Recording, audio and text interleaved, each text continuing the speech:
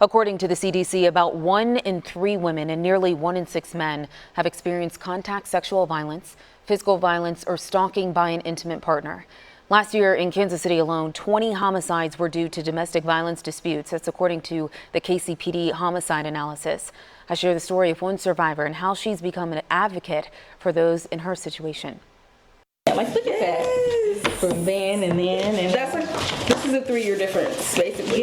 Sifting through school photos of her children, Tyra Randall shares the memories of those big smiles on picture day. It's a 3 years difference. While other memories are reminders of how far they've come. 2026 marks 6 years since Tyra was shot by her ex-partner. I was shot 8 times by my ex, which was my son's father, and he left me paralyzed.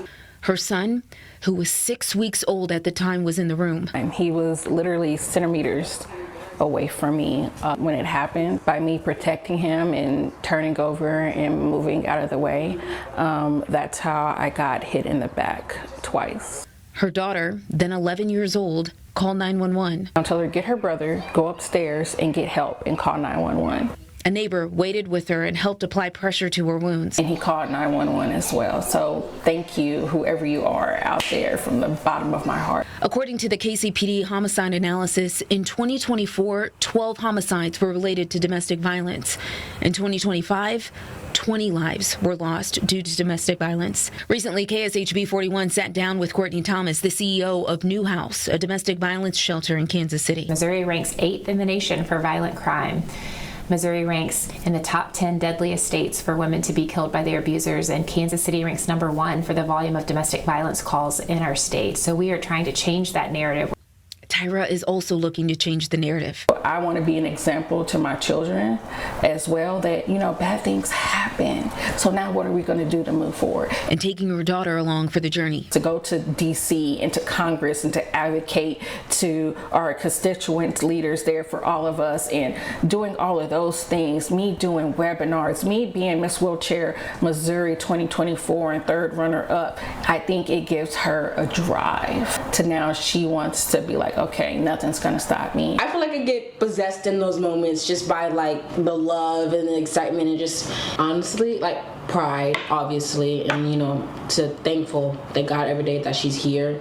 And now getting ready for her daughter's next chapter, college visits. I almost wasn't here to be here for this, so the whole thing was just special for me. Seeing like how far my mom has came in this new life that she's been thrown into, and just seeing her adapt and just not grow but like blossom beautifully.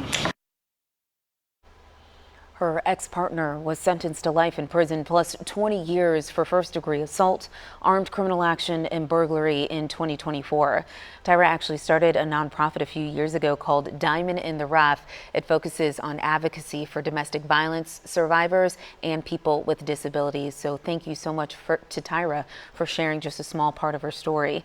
A reminder that help is available to those who need it.